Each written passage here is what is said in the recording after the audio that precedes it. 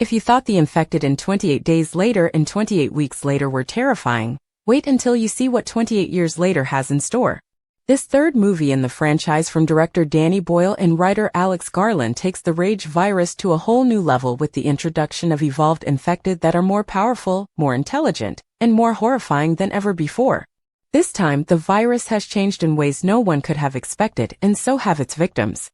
The movie is set nearly 3 decades after the first outbreak, and while the rage virus seemed like it had died down in the past, it never really disappeared. Now the infected have changed. The movie follows a family living on a remote island off the quarantined British mainland, but things go downhill quickly when they venture back to the mainland and discover what's become of the infected. The biggest shock for longtime fans? These aren't the same bloodthirsty maniacs from the early films. Some of the infected have evolved into something stronger, smarter, and even more dangerous. And that includes horrifying new forms that fans didn't see coming. Let's break down all the terrifying new variants of the infected introduced in 28 years later and what they mean for the future of the franchise. One of the scariest new variants is what fans are calling the Alpha. These aren't just beefed-up zombies. The Alpha infected are massive, ultra-fast, and have a kind of brute strength that makes the originals look weak in comparison. Think of a horror movie mixed with a tank. They're that unstoppable. Unlike the older infected who mindlessly chased anything that moved, these alphas seem to be operating with purpose. They're not just running wild, they're hunting, planning, and leading. What's even more disturbing is that these alpha creatures seem to have some control over the regular infected. They're like generals commanding armies of chaos. They guide the fast twitchy infected that we're used to from the earlier movies, only now those regular ones seem to have some weird coordination, like they're following orders. It's as if the virus created its own twisted version of a military system. And it's not just their strength or leadership that's scary. The alphas seem smarter. They're not acting purely on rage anymore. They can think. One scene even shows an alpha collecting trophies, ripping off the heads of victims and keeping them, spine and all. That's not something we've seen before. It's not just bloodlust, it's personal. It's almost like they have emotions, instincts beyond just rage, and it raises so many disturbing questions. Are they evolving? Do they remember being human? Are they becoming something new? On top of that, the alphas might be responsible for reproduction within the infected population. While it's not directly confirmed, the movie drops hints that the alphas might be the only ones capable of breeding. That alone is terrifying because it means the virus isn't just infecting people anymore. It's sustaining itself biologically. Another wild addition to the movie is the slow-lows. Unlike the fast and furious infected we know, these creatures are sluggish, pale, and extremely overweight. They crawl on the ground, dragging their oversized bodies behind them, feeding on insects and small animals. They're not a threat in one-on-one encounters, but in large groups? They're horrifying. Even more unsettling is that we see a child version of the slow-lows. That suggests either that they're breeding or that a normal infected can slowly transform into one of these things over time. Either option is disturbing.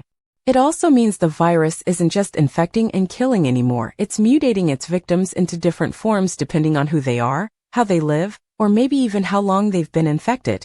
Unlike the alpha, the slow-lows don't seem smart. But they're still dangerous because of their numbers and unpredictability. The virus is now unpredictable. It doesn't just rage, it adapts. Speaking of shocking moments, 28 years later introduces something no one expected, a pregnant infected. And not just any pregnant woman who got infected. This woman is actively giving birth while still infected, and her child? Totally normal. Dr. Kelson explains in the movie that the placenta protected the baby from the virus. That's an incredible medical twist because it means the virus isn't necessarily passed to unborn children. It also means that not all hope is lost. But this also raises questions. How did the pregnancy happen? How did the mother survive long enough to carry the child? And the biggest question, who's the father? The movie implies that an alpha might be the father, and that the alphas not only reproduce but protect their mates. In one scene, Isla and Spike discover the pregnant infected giving birth in a train car, guarded by a hulking alpha. That doesn't seem accidental. It feels deliberate. Almost loving. As twisted as that sounds. This changes how we see the infected completely. They're not just mindless anymore. The alphas at least seem capable of some kind of emotion enough to care for and protect others. It adds a tragic, creepy, and layered new perspective to the virus. Looking back at the original infected from 28 days later, they were scary because of how fast and wild they were. They attacked like animals, moving with brutal speed and absolutely no fear. And 28 weeks later, we saw how dangerous the virus could be when combined with real-world consequences like military intervention and forced evacuations. But in 28 years later, the virus doesn't just kill, it evolves. And that's way more terrifying. The fast infected still exist in this movie, but they feel like pawns now, followers being led by the smarter, scarier alphas. And with these alphas being able to plan and even reproduce, they've completely changed the stakes. Holy Island, where the main characters live, was supposed to be safe. But the presence of a baby born from an infected mother throws everything into question. Is the baby still carrying the virus in some dormant way? Will it eventually mutate? And how long has this been happening? The scariest thing is that we don't know how far this evolution has gone. Maybe there are other variants out there, infected, that have learned to speak, or who can hide in plain sight. Maybe the rage virus is no longer just a sickness, but the next stage of human evolution, as twisted as that sounds. Jamie even says that the virus acted like steroids for the alphas, which suggests it's no longer just damaging, it's enhancing. This makes everything way more complicated.